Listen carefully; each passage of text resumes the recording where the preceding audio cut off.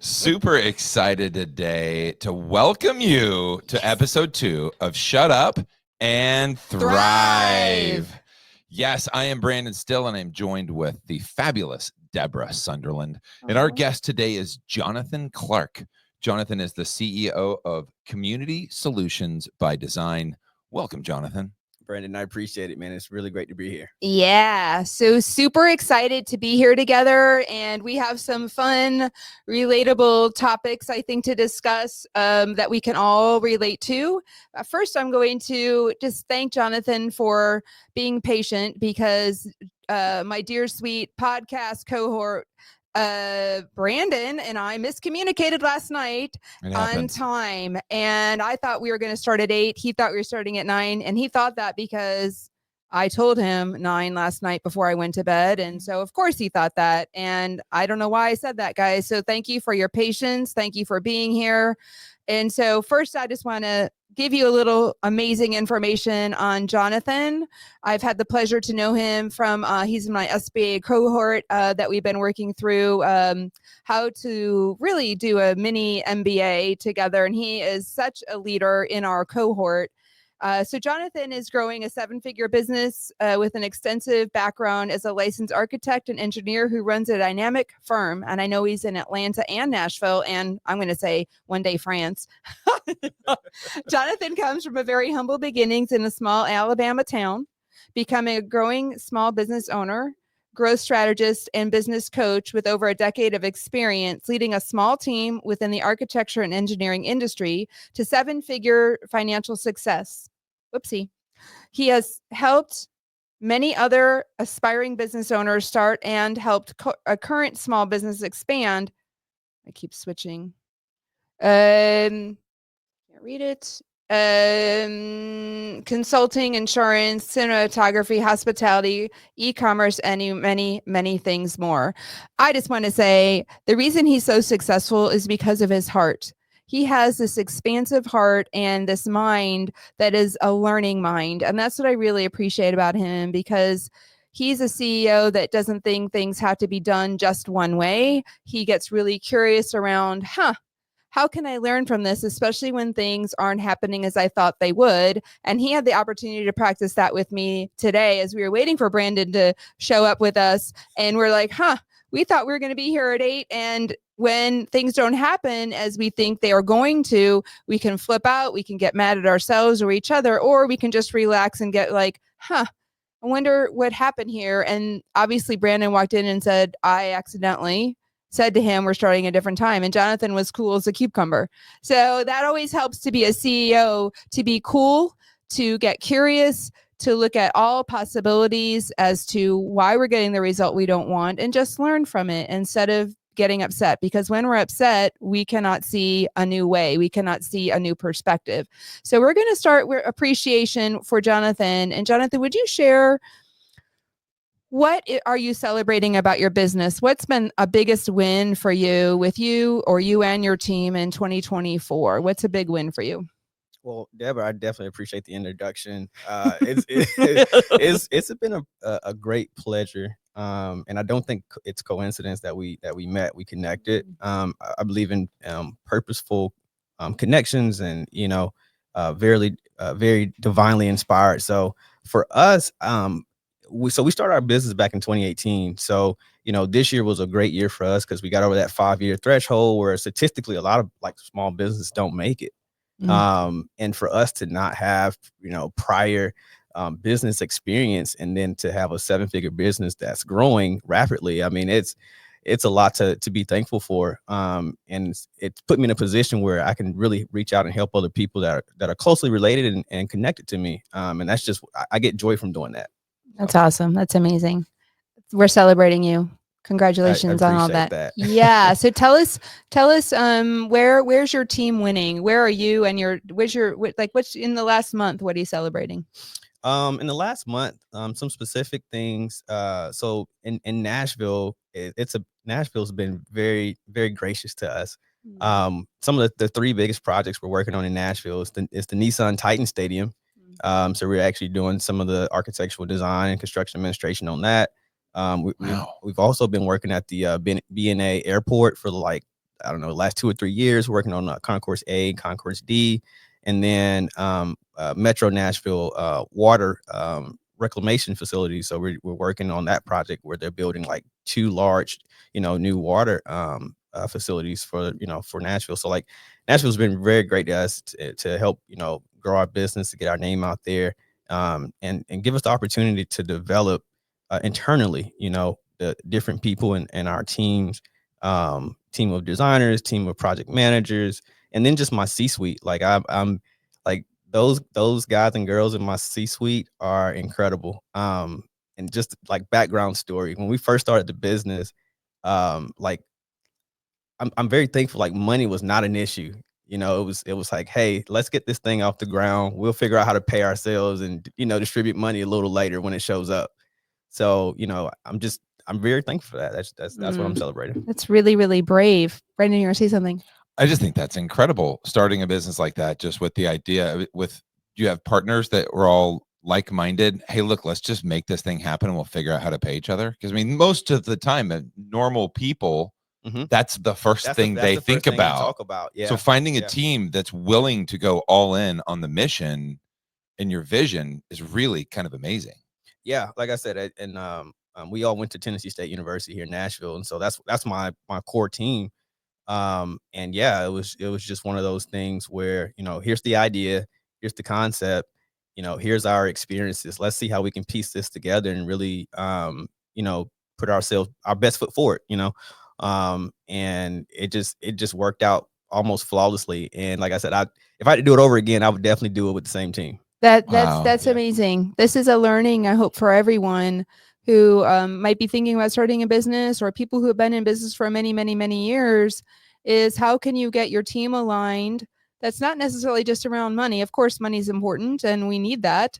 However, if we're focusing on money, that is obviously for us not going to work, because money is a result of how we show up and how we work together. It's a result of our decision making. It's a result of our communication and collaboration and our purpose.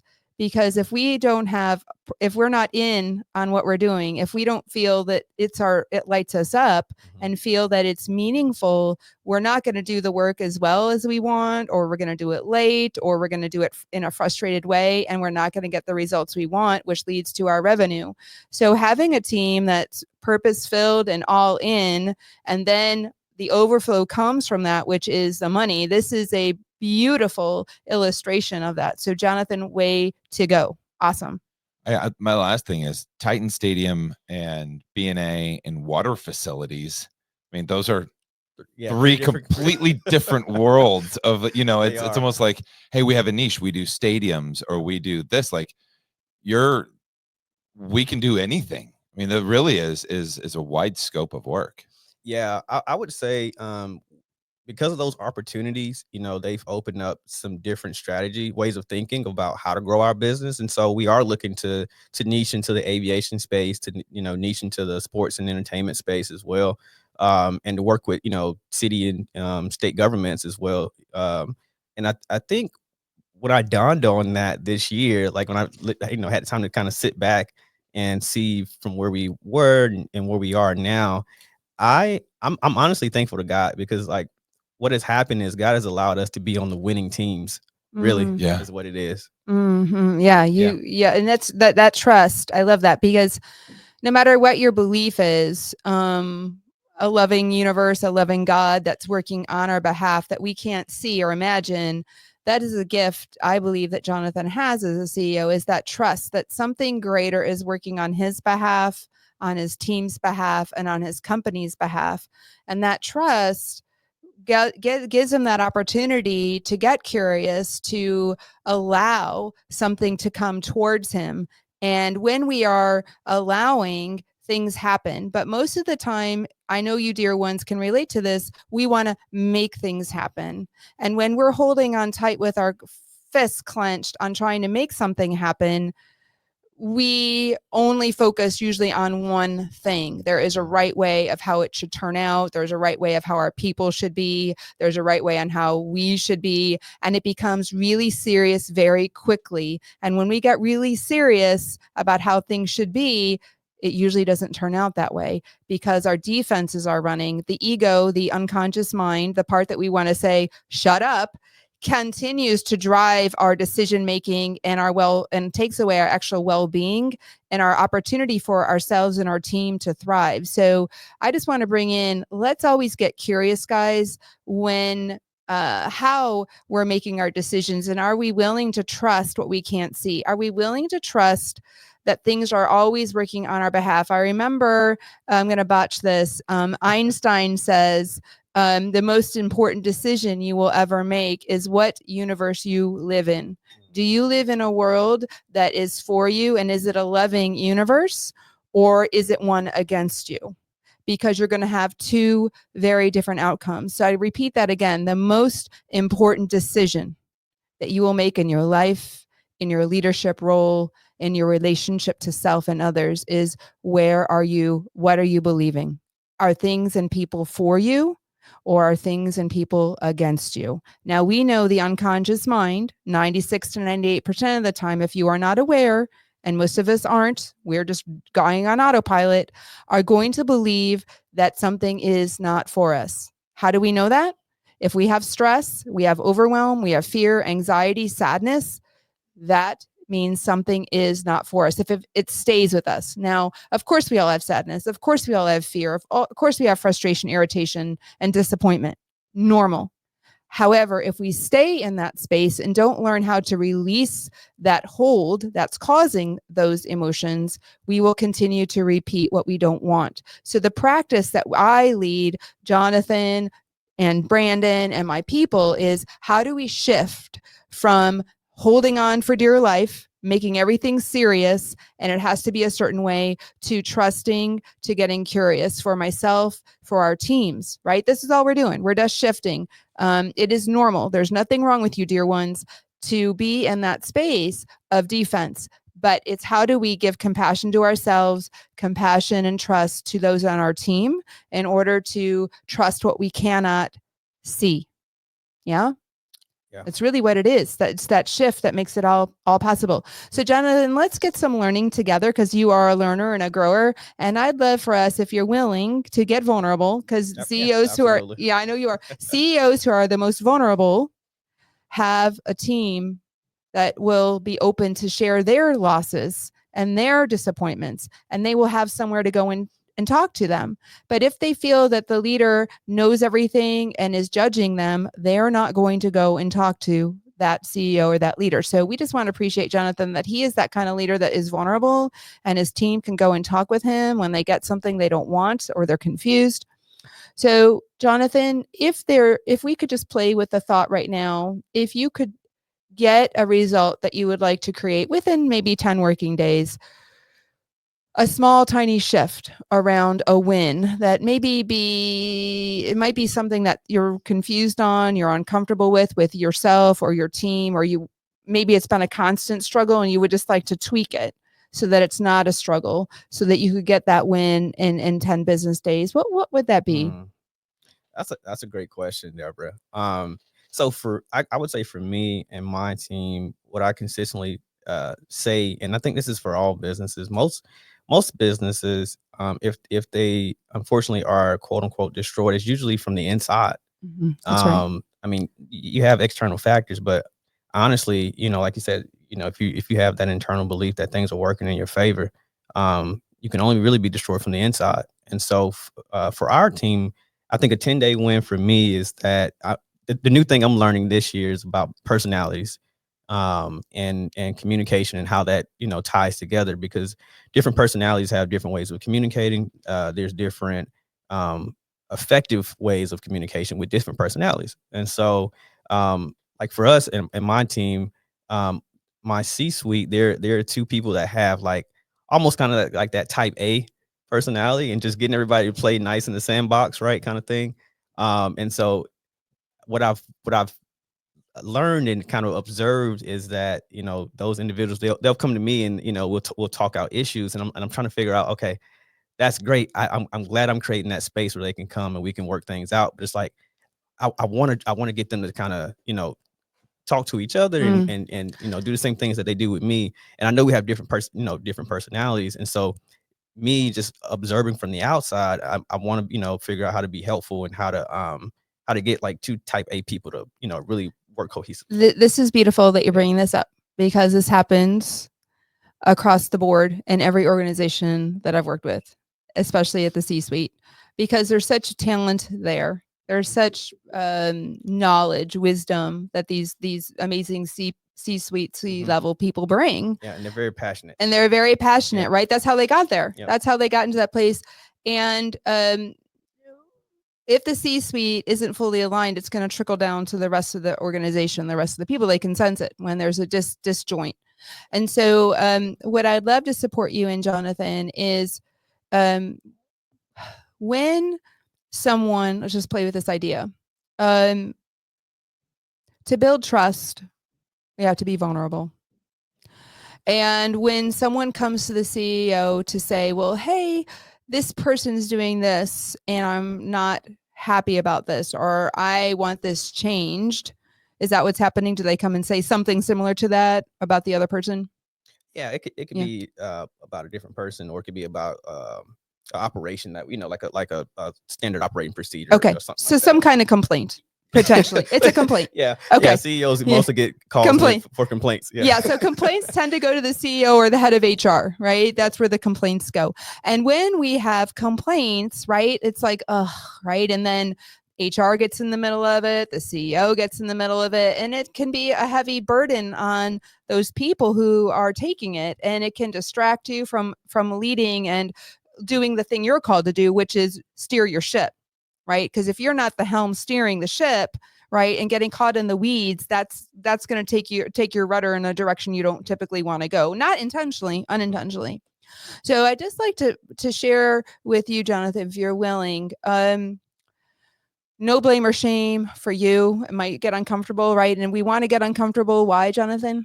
That's the only way you grow. That's the only way you grow. So are you willing in this now moment to get uncomfortable with some questions I might ask you? Yeah, absolutely. Okay, beautiful. Beautiful. And so when we get uncomfortable, we just want to welcome, dear ones, the discomfort and breathe and allow whatever emotion is coming up when we get uncomfortable. Typically, we push away our emotions and then we stay in that defense, right? The only way we can get our defense and that wall we put up is to breathe 3 deep breaths all the way in and all the way out and welcome the emotions that want to just come. Emotions come up because they just want to pass through our body. But we tend to push them down because that's what we've been taught. Let's not do that. Okay. So in this now moment, Jonathan, you don't have to say the person's name, say the one complaint that you've heard one of them say to you, like one sentence. What do they tell you about the other person on the C-suite, that the two that aren't jiving sometimes? Yeah. One complaint. What are they telling you?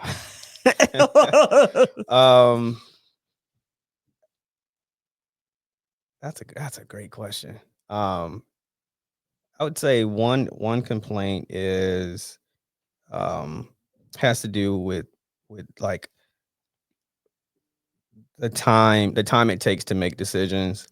Sometimes it's like, just say the word that they tell you. What do you hear them saying in your head? If you were to see them, they're going to walk in your office and they're going to talk about the other person. What's their same thing that they keep saying over and over again to you? Yeah, I think it's pretty much about I guess how can I put this in the way I would say it is, this is the way I think it should be done, or I don't agree with, they're doing it wrong, they're doing it too slow. Yeah, like, or say like, it's this is the wrong way. So I want you to take a moment, go back. I want you to see their face. They're walking in your office. What do you remember? Like, can you remember the exact words they're telling you? Or pretty close?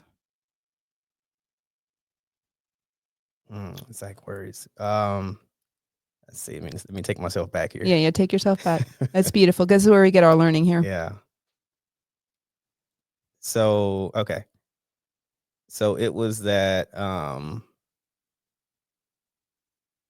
yes, it was, so it's about like deadlines. Deadlines. Yeah, Not deadline. meeting deadlines. Yeah. The other person's not doing what they need to be doing to meet the deadlines. Yeah. Okay. Yep. So they come in and they say, Jonathan, I'm upset because they're not upholding what they said they're going to do, or they're not meeting the deadlines. Is that correct? Yeah. Okay.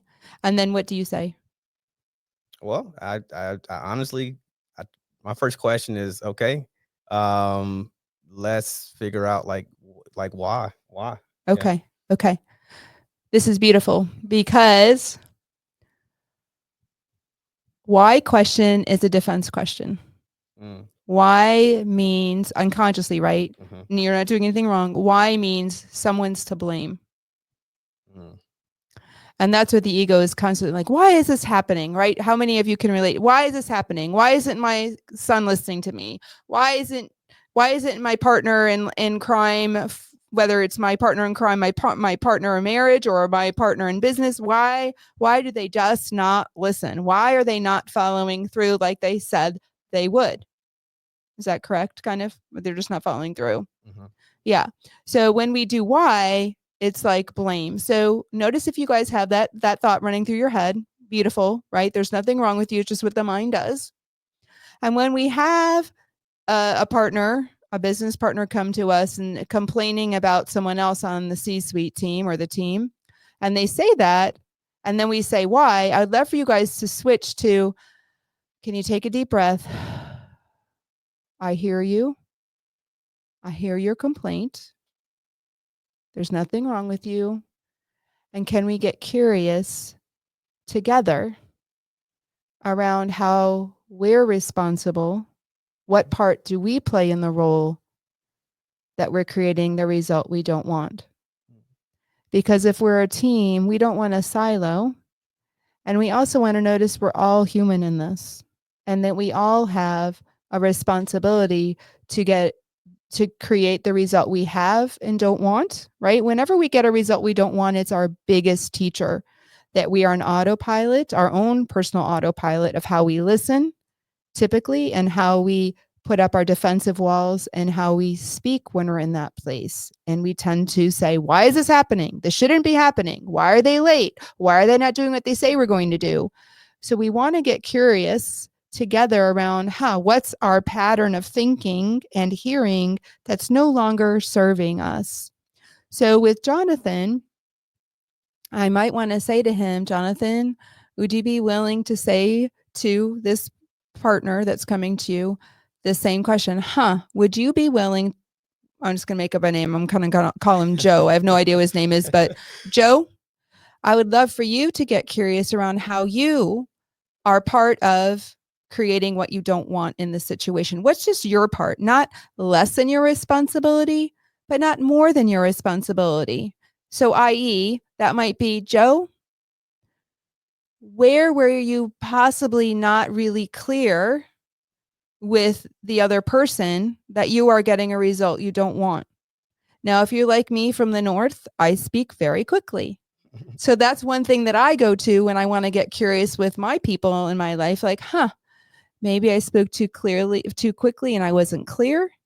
Maybe I didn't check to see if the other person really did have a whole yes, and they are really willing and able to fulfill on my timeline. Is it their timeline, given that they have a bunch of other things on their plate? They have no idea what they have on their plate.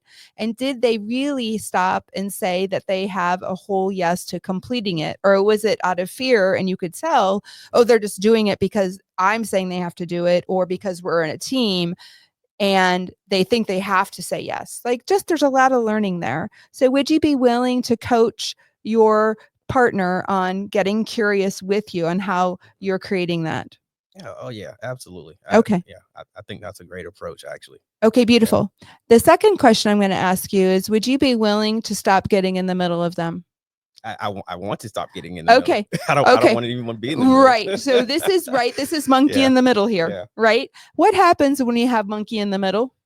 Oh man, it's not a good feeling. Yeah. How does that feel when you're the monkey? Well, it's like you end up trying to play mediator. Yeah.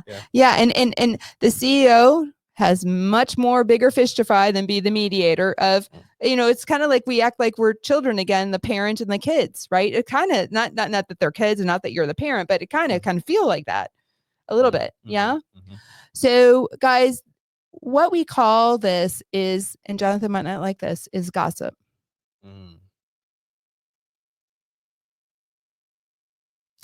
Gossip is when someone comes to the other person, and not to the person they have beef with or they're sad with, but they go to someone else to talk about them, to talk about the situation, to complain about what they should be doing or shouldn't be doing.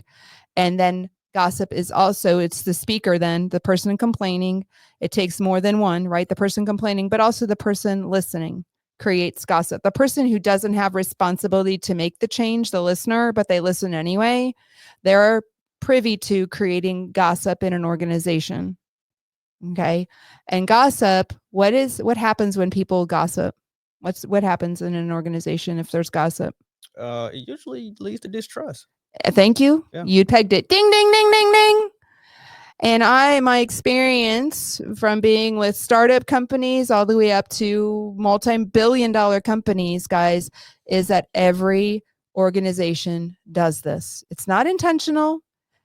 Gosh, we're a gossip culture. We love to gossip about presidents or what the president's going to do and all the bad things. Brandon wants to say something. What do you say, Brandon? No, okay. So People Magazine's made a lot of money on gossip. Yeah, it's addictive. We love to gossip, and it's like, but then dopamine hit. Yeah, we get an adrenaline rush, but then it kind of feels like a dirtiness is left behind. This film of icky soap on the bathtub that we didn't wipe down. Mr. Bubble didn't make his attention there. And it just kind of carries that dirtiness throughout the organization. We don't feel good about it because we know, guys, and you know this, as a little kid, you knew this.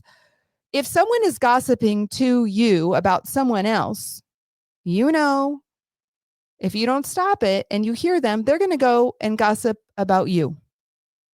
We unintentionally know that to be true. So if we know that they're gossiping about us, they're most likely going to be gossiping about you. So what I'd love to teach you all is we are not responsible for fixing other people's complaints, first of all. And as a leader, many times we feel like that's our job, is to fix the complaint. You're heroing people. We are taking on more than our responsibility. Yes, we are. We're heroing. And in our world of consciousness, we either are a hero, victim, or villain. So the villain in this role would be the person that is coming to Jonathan complaining. The other person is wrong. They should have fixed this or followed through on this, and they didn't. So they're villainizing the other person. Jonathan is helping this person that's complaining to him. He's taking on more than his responsibility by helping him to feel better temporarily because he's hearing him, but he's really not fixing the triangle, the situation. He's actually perpetuating the gossip by not stopping, meaning not hearing it anymore. So Jonathan could say to him, Joe, I hear you. I so appreciate that you have an idea of how you want this to go down. And I want to get curious around how you're creating what you don't want. Would you be willing to do that? Just get curious. And the other thing is, I would love for you to go and be a co-creator with this person you're complaining about, because I can't fix that other person. I can't fix your communication between the two of you. And I trust that's your responsibility and you are capable of doing that. Because the other person energetically is going to know they're coming to me to complain. You're coming to me to complain. And that's taking down trust. So Jonathan, for you to say, no longer will I hear you on this because I trust you're going to talk to the other person about it. And you coach them through it.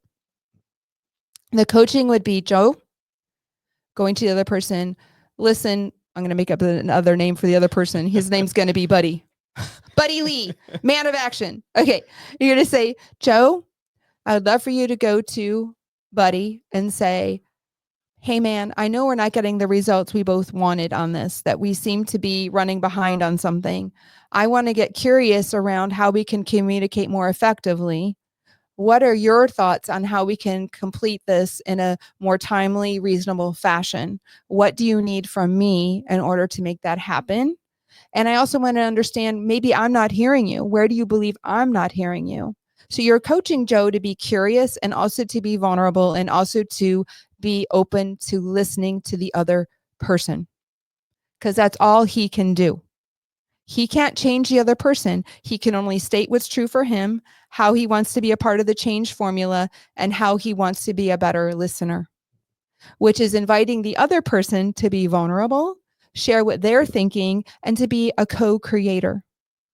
The other thing I would say is you want to tell Joe to be vulnerable and say, I want to out to you, buddy, that I did go to Jonathan to talk to him about this, but I don't want to do that anymore because that takes trust from me and you.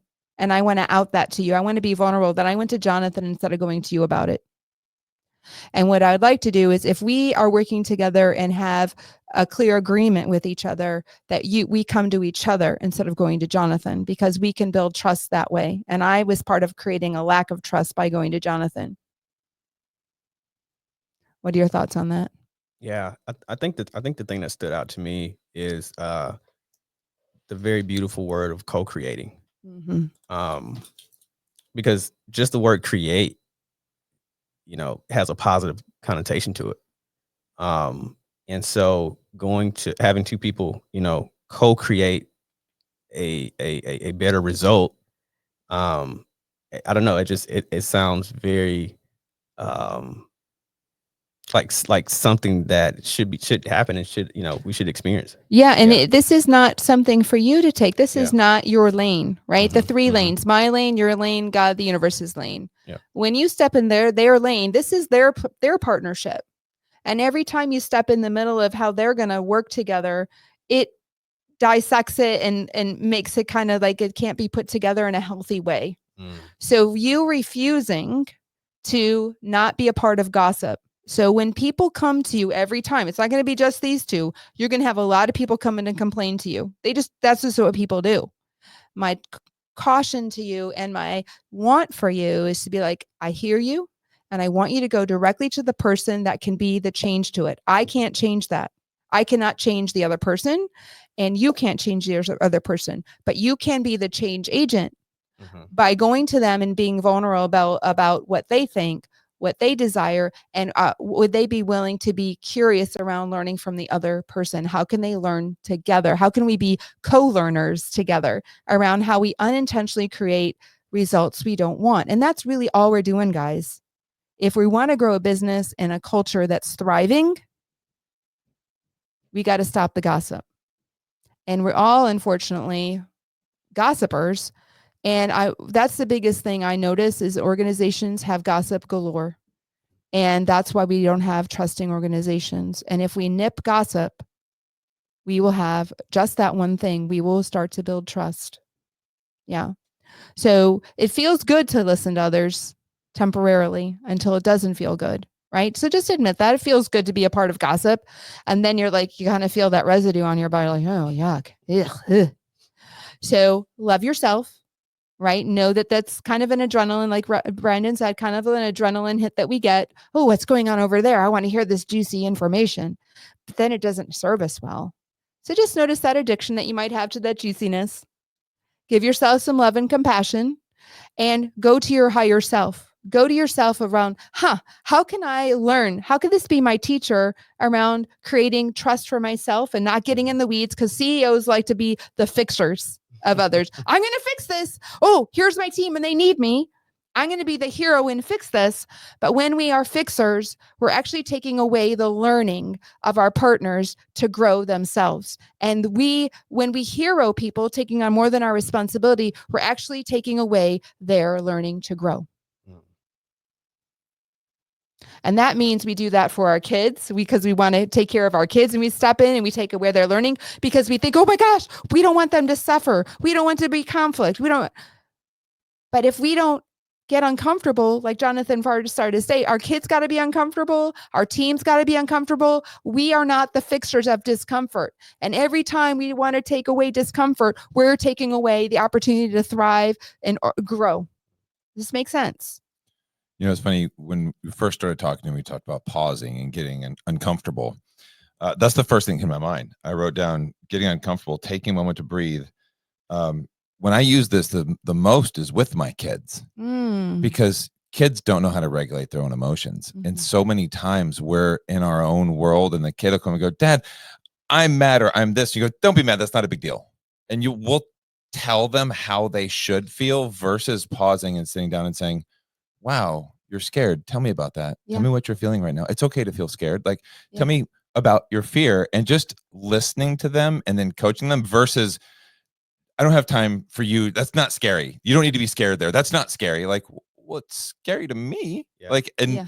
it might not be to us. I thought that was an interesting, just how I tend to work with my kids. I I'm love that. learning to do that, because I didn't do that for the longest time. Yeah, thank you for sharing that. It's so beautiful. And that's what we want to do with our teams. And I just want to say, guys, I'm having a flashback to my kids. My kids are grown right now, and they do have an amazing relationship. They're about 5 years apart, and I homeschooled them. Much of their learning was together. And the most stressful thing I heard ever for parents is when their kids argue. And I think the most exciting thing for a CEO is their team arguing. It's extremely upsetting and extremely scary and uncomfortable. So what I learned with my kids was say, if I hear you guys arguing and you don't work it out between the two of you, there will be consequences for both of you. I don't care who did what. You need to figure it out yourselves. And guess what? They learned very quickly. If there was an argument, they learned to figure it out, because they didn't want those consequences, right? So I want to think of a fun way that we can teach our teams, right? And the consequences are for your team, right? If they don't learn this, they're going to get the results they want. But you stepping in the middle is going to perpetuate the results from not being learned. The other thing I was going to say is, have you, it's a different book, Patrick Lencioni's 5 Dysfunctions of a Team. Are you familiar with it? I've heard of it. Yeah.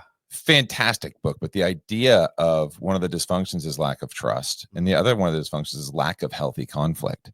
And when there's a finite, we all have a goal here, and this is what we're working towards, then we all trust each other, that even when we fight, we all trust that we're all going for the same thing.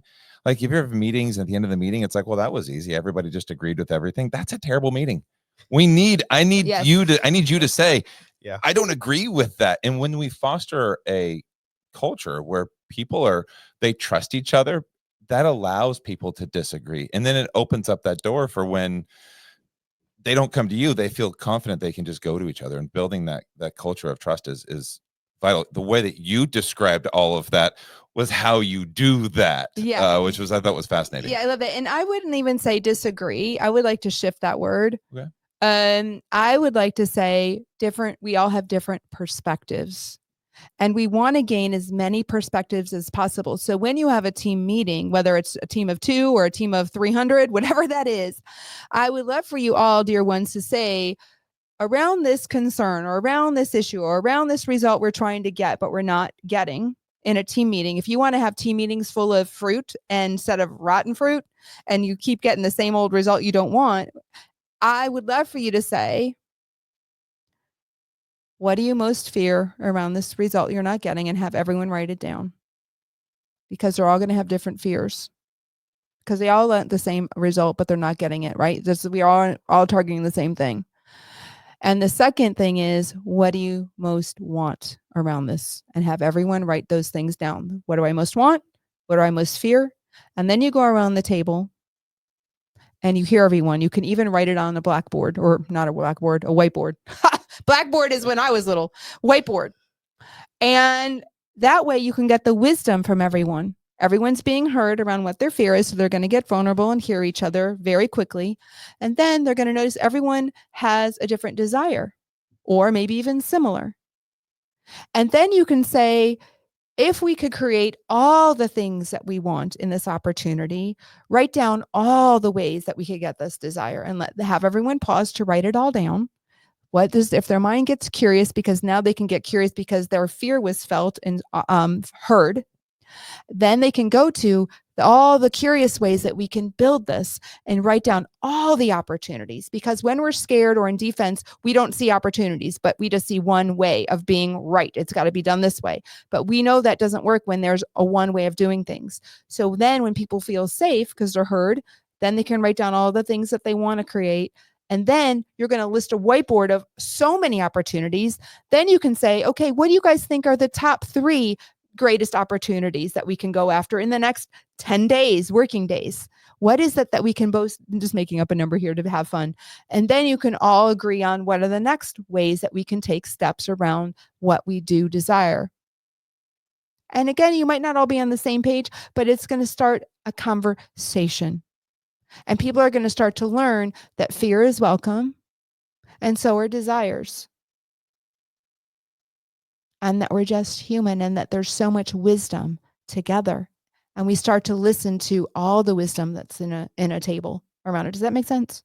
Yeah, I think the things that I've heard, is that everybody has some value to bring, and it's important that that value is taken in consideration, and we all co-create to come up with the best, what we feel like is the best solution, That's given right. everybody's perspective. That's right. And it gets us out of silos. Now we know people are working a lot online, right?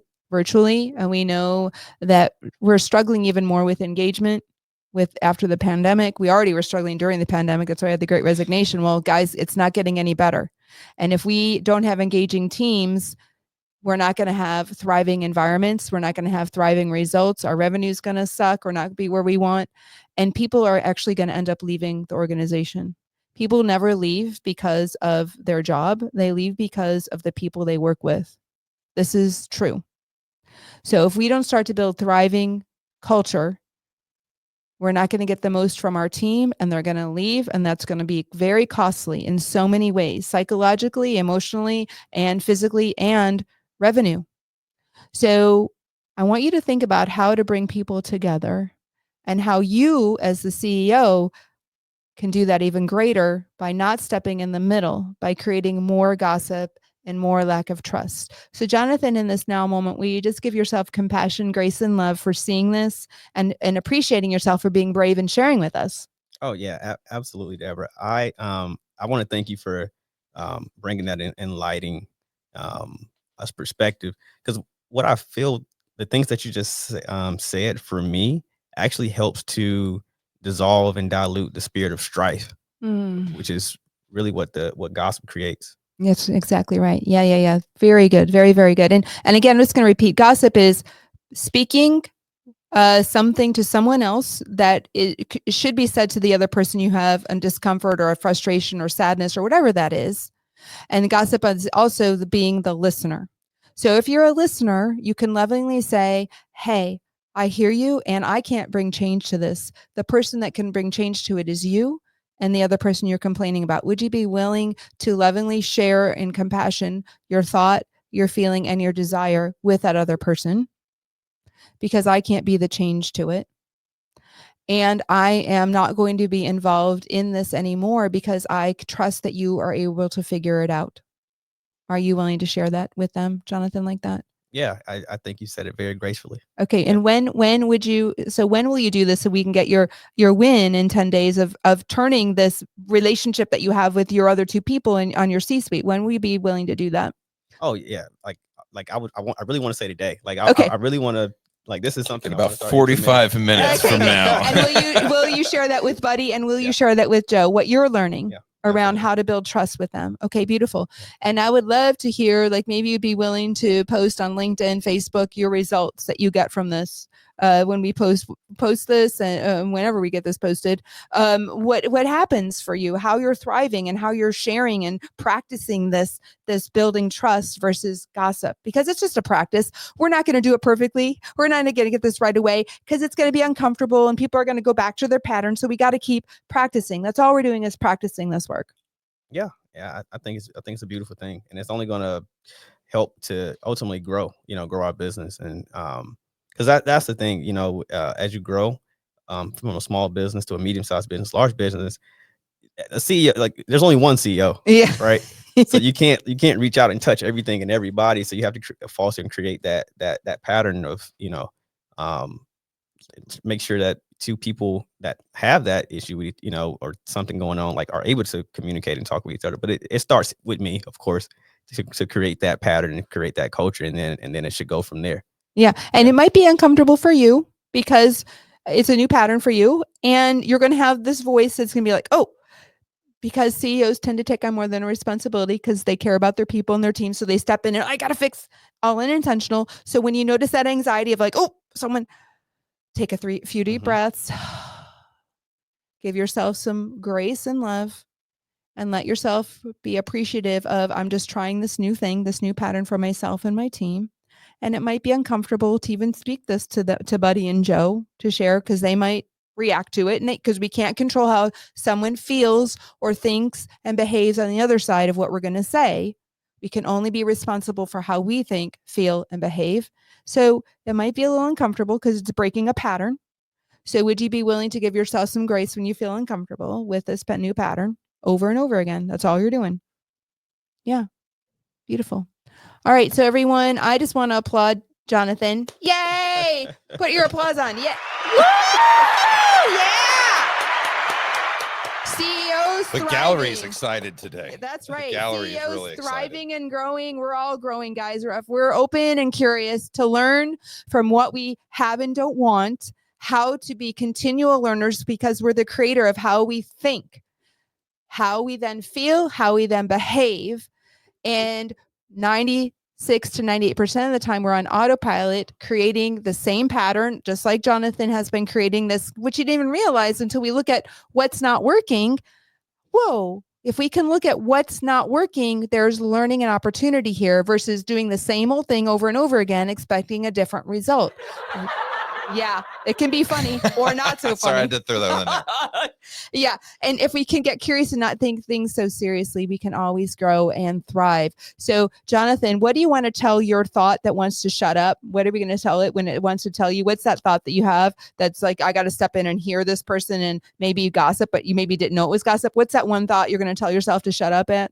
Yeah. Just like literally tell myself to just take a moment, breathe, and just shut up and thrive. Shut up and thrive. Shut up. Oh, I like it. Shut up and thrive. All right, everyone. Reach out to us. Reach out to Jonathan if you want to know anything about his architecture, engineering, or what he's up to in the world. Jonathan, how do people reach you? Yeah, you can find more information about us on our website, csolutionsdesign.com. Awesome. And we will get this out to the world at some point. ASAP. So jump in and reach us. Thrive.